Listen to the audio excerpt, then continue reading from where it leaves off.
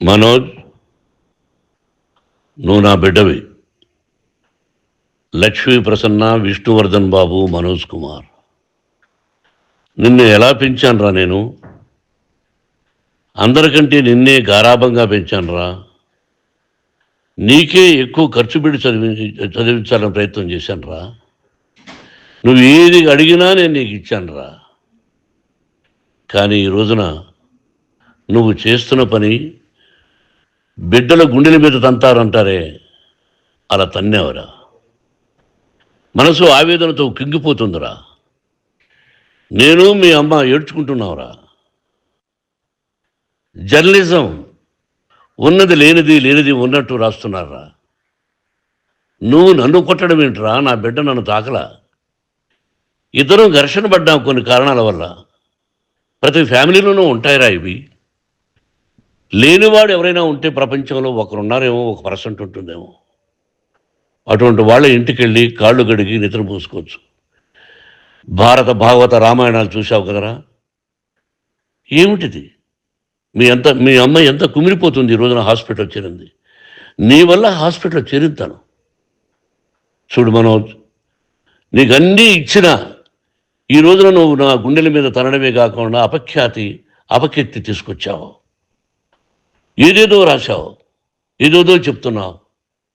కొంతమంది జర్నలిస్టులు ఉన్నది లేనిది, లేనిది ఉన్నట్టు రాసే వాళ్ళ తత్వం వాళ్ళకి ఎందుకంటే టీఆర్పీ పెరగాలి. ఇది వాళ్ళ నైజం. మనం మార్చలేము. వాళ్ళందరి మీద మన కోర్టుకు వెళ్ళలేము.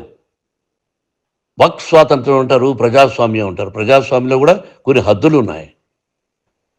ఇది నీకు తెలుసు అనుకున్నా. ఎంత మంచి నటుడివి నువ్వు. నీ భార్య మాటలు విని తాగుడుకు అలవాటు పడిపోయావు. వింటున్నావా మనోజ్? ఎవరిని నమ్మాలో ఎవరిని నమ్మకూడదో పరిస్థితి తీసుకొచ్చావు. విద్యాలయాలు ఎంత గొప్పవిరా. మనం 25% కులమతాలకు అతీతంగా ఫ్రీ ఎడ్యుకేషన్ ఇస్తున్నాంరా. క్యాస్ట్ అనేది తీసేశాను రా 92లో ప్రాస్పెక్ట్స్లో. నువ్వు చదువుకున్నావురా. అక్కడ చదువుకున్న బిడ్డలు ఐఏఎస్, ఐపీఎస్ అయ్యారా. ఎంతోమంది గొప్పవాళ్ళు అయ్యారా. నువ్వు నటుడుగా ఎంతో గొప్పవాడివి. తాగుడికి అలవాడబడి నువ్వు నీ భార్య ఇంట్లో బిహేవ్ చేస్తున్న విధానం ఆ భగవంతుడు సర్వేశ్వరుడు తెలుసు. భగవంతుడు చూస్తున్నాడు రా. నేను తప్పు చేసినా, నువ్వు తప్పు చేసినా, ఎవరు తప్పు చేసినా. ఎంత అవకాశం ఇచ్చావు మాట్లాడుకునేదానికి అందరికీ. ఇన్ని సంవత్సరాల్లో మన విద్యాలయాల్లో ఒక్క తల్లి కానీ ఒక తండ్రి కానీ ఏమైనా చెప్పారా? ఆ బిడ్డలు మన బిడ్డలు రా. మీరెంతో నాకు అక్కడ ఉన్నవాడు కూడా నా కూతుర్లు, నా కుమారులు. ఎంతమందికి ఫ్రీ ఎడ్యుకేషన్ ఇస్తున్నావు. వాడి దగ్గర ఏది ఆశించరా. నువ్వు ఎందుకు ఇలా తయారైపోయావు? ఎందుకు ఇంట్లో ఉండే పనివాళ్ళని అందరినీ కొడుతున్నావు? పనివాడు వాడు పని చేసుకునేదానికి మన ఇంటికి వచ్చాడు రా. ఆ పనివాడిని కొట్టడం చాలా మహాపాపంరా. నేను వేరురా. నేను దండించడం వేరురా. నేను ఎవరిని ఆ చిన్న వాళ్ళని కొట్టి ఇచ్చేసి చేయలేదురా. సినిమా ఇండస్ట్రీలో మోహన్ బాబు కొడతాడు, తిడతాడు అంటే అది షూటింగ్లో జరిగి ఉండొచ్చేమో. కానీ ఇంట్లో ఉండి 10 సంవత్సరాల నుంచి 20 సంవత్సరాల నుంచి పనివాళ్ళు ఉన్నారు.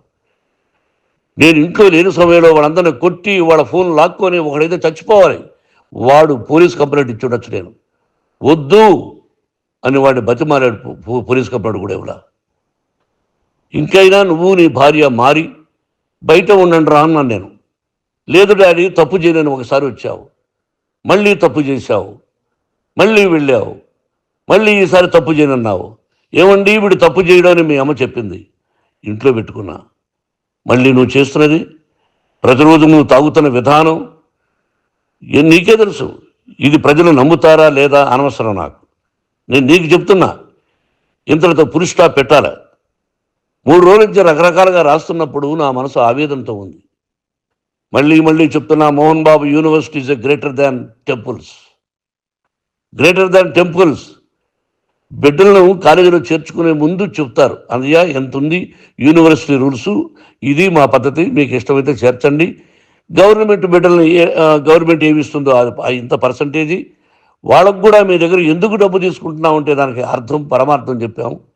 దొంగతనంగా తీసుకోలేదు, ప్రతిదానికి చెక్కులు ఉన్నాయి, అది అకౌంట్ ఉంది. దానిలో తప్పులు జరిగితే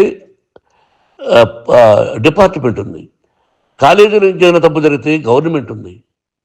ఇవన్నీ నీకు తెలుసు. ఈ రోజున ప్రపంచంలోనే నెంబర్ 1గా చేయాలని మీ అన్న కష్టపడి ఇతర దేశాల్లో నెంబర్ 1 యూనివర్సిటీ టైఅప్ చేశాడు. ఈ రోజు నువ్వు చేసిన విధానం ఏమిటి? నువ్వే ఒకప్పుడు నాకు ఇవి ఏమొద్దు, నేను యాక్టింగ్ అన్నావు. ఈ రోజున ఏం చేస్తున్నావు? విద్యాలయాల మీద పడ్డావు. తల్లిదండ్రులు చాలా గొప్పవాళ్ళరా. కొంతమందికి డబ్బు కట్టలేకపోవచ్చు, కట్టని వాళ్ళకు కొంత సహాయం చేసావు. అంతా సహాయం చేయలేము. బ్యాంకుల్లో డబ్బు కట్టాలి, లెక్చరర్స్కి డబ్బులు ఇవ్వాలి, యూనివర్సిటీ బ్రహ్మాండంగా నడపాలంటే మంచి లెక్చరర్స్ కావాలి. ఇవన్నీ తెలిసి చేస్తున్నావురా 32-33 సంవత్సరాల నుంచి. అది పక్కన పెడితే అందరినీ కొట్టడానికి వస్తావు, మీ అన్నం తిడతావు. ఒక వ్యక్తి వినయ్ గారనే ఆయన వ్యక్తి హెల్ప్ చేయడానికి వస్తే ఆ వినయ్ ఎవరు లజ్జాగుడికి చంపేస్తాను వాడు అన్నావు. ఇవన్నీ ఎంత తప్పురా? అంటే మీ నాన్నగారికి ఎవరు సహాయం చేయడానికి వస్తే వాళ్ళందరినీ లజ్జా కొడుకులు అంటావు, చంపేస్తానంటావు. మీ అన్నను చంపేస్తానన్నావు. చంపరా చూద్దాం మీ అన్న. నేనే అన్నా. తాకరా నీ ధైర్యం ఉంటే అన్నా. ఎంతమందిని చంపాలనుకుంటున్నావు? ఎంతమందిని చేయాలనుకుంటున్నావు? నువ్వు ఏం సాధించాలనుకుంటున్నావు? ఆలోచించుకో. ఈ ఇంట్లోకి అడుగు పెట్టడానికి నీకు అధికారం లేదు. ఇది నా కష్టార్జితం. మా నాన్నగారు 10 రూపాయలు 10 పైసలు కూడా ఇవ్వలేదురా. మంచి జన్మనిచ్చాడు మా నాన్నగారు. మద్రాసుకు వెళ్ళి వీధుల్లో అడుగు తిన్నాను రా. ఒక పూట కూడా భోజనం లేకుండా అడుగు తిన్నాను రా. న్యాయంగా మోహన్ బాబు తిడతాడు కొడతాడంటారు కానీ మోసగడనం లేదురా. నీట్ పార్లమెంటేరియన్గా బయట వచ్చాను రా. నువ్వు నా పరువు ప్రఖ్యాతులు మంట కలిపావు. ఏమిటి నేను చేసిన అన్యాయం? నీకు జన్మనిచ్చాను, అదా నేను చేసిన పాపం. అందుకే ఇది నా ఇల్లు అన్నావు. నువ్వు నీ ఇల్లు కాదు. నీ కష్టార్జితంతో నువ్వు సంపాదించుకున్న ఇల్లు నీది. ఇది నా డబ్బు, నా కష్టార్జితం. నా కష్టార్జితంలో నేను పిలిస్తేనే మీరు ఇంట్లోకి రావాలి. అటువంటిది పోగొట్టుకున్నావు నువ్వు. ఆస్తులు అంటావా? ముగ్గురికి సమానంగా రాయాలా లేదా అది నా ఇష్టం. ఆస్తులు ఇస్తానా, లేకపోతే గంగపాలు చేస్తానా, లేకపోతే ఎవరికైనా దానధర్మాలు చేస్తానా, అది నాకు సంబంధించిందిరా. నా కష్టార్జితం రా. మీరు చేస్తున్న విధానం గుణగణాలు కావాలరా. మందు తాగచ్చురా. ఎంత తాగాలి? నేను కూడా 1 or 2 పెగ్స్ తీసుకుంటా. ఇది తప్పు కాదు, జనానికి తెలియాలి. నా డబ్బు ఇది. తాగి ఎవరిని కొట్లా, తాగి నేను తింటున్నా. అది ప్రజలకు అక్కర్లా. నేను తప్పు చేస్తేనే ప్రజలకు కావాలా. ఇవన్నీ ఉన్నాయిరా. ఇవన్నీ తెలుసుకో. జర్నలిస్ట్ సోదరులారా, మీకు నా గతాన్ని తెలుసు, నా భవిష్యత్తు, నేను ఎక్కడి నుంచి వచ్చాను కూడా మీకు తెలుసు. ఈ రోజున మీరు రాస్తున్న విధానం, నా బిడ్డ నన్ను కొట్టాడన్నారు. ఎంత తప్పు! ఈ రోజున నా బిడ్డ మీద కోపంతో అవును చెప్పచ్చు. కాదు, వాడు నా మీద చెయ్యెత్తలేదు. నేను ఘర్షణ పడ్డాం. ఘర్షణ వేరు, కొట్టుకోవడం వేరు.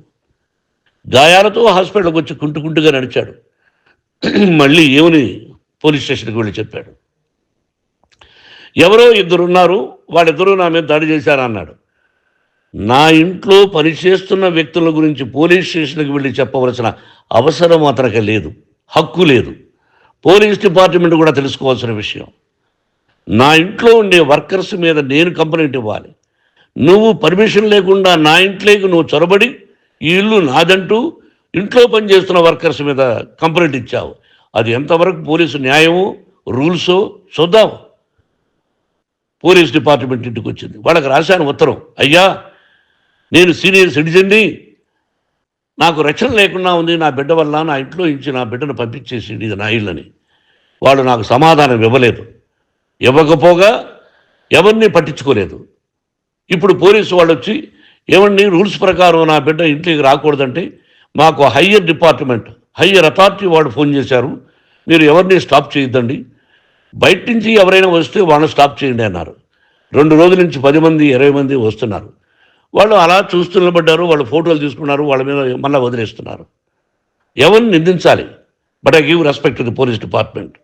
వాళ్ళకి ఎవరు ఏ అధికారి ఫోన్ చేశాడో, ఆ అధికారికి ఏ పొలిటీషియన్ చేశాడో అది వాళ్ళకే వదిలేస్తున్నా. కాబట్టి వాళ్ళు పోలీస్ కంప్లైంట్ ఇచ్చినా కూడా మేము సంబంధం లేదని అంటున్నారు కాబట్టి నేను నా బిడ్డను నిన్ను నాపు చేస్తున్నా. నువ్వు ఇంట్లోకి వచ్చే అధికారం నీకు లేదు. నువ్వు వచ్చి నీ బిడ్డను తీసుకెళ్ళు. సంతోషం. నువ్వు రాలేదు, నీ బిడ్డను జాగ్రత్తగానే చూసుకుంటావు. Take care your daughter, that's all. మీ అమ్మ హాస్పిటల్లో అడ్మిట్ అయింది. రేపో ఎల్లుండో మీ అమ్మను పిలిపించి బాగైన తర్వాత ఇదిగో నువ్వు నీ కొడుకు బిడ్డను తీసుకెళ్ళి వాడికి అప్పచెప్పని చెప్తాను పోలీసు వాళ్ళ ఆధ్వర్యంలో. ఇది 100% జర్నలిస్టు సోదరులారా, పులి స్టాప్ పెట్టండి. మీకు కుటుంబాలు ఉన్నాయి, మీ యజమానులకు కుటుంబాలు ఉన్నాయి. మీ కుటుంబాల విషయాలు, మీ యజమానుల కుటుంబాల విషయాలు మేము ఎవరు జోక్యం కలుగు చేసుకోవాలా. మేము నటీనటులం. మాది తప్పుంటే నటుడుగా నన్ను ఫెయిల్యూర్ అని రాయండి, నా నటన బాగలేకపోతే రాయండి. బట్ ఇంటి లోపల సందులో నుంచి చూస్తూ తప్పు చేస్తున్నామని ఉన్నది లేనిది ఉన్నట్టు రాయకండి. మీకు నా హృదయపూర్వక నమస్కారాలు. ఇన్ని రోజులు హృదయపూర్వకంగా ఎంకరేజ్మెంట్ చేశారు.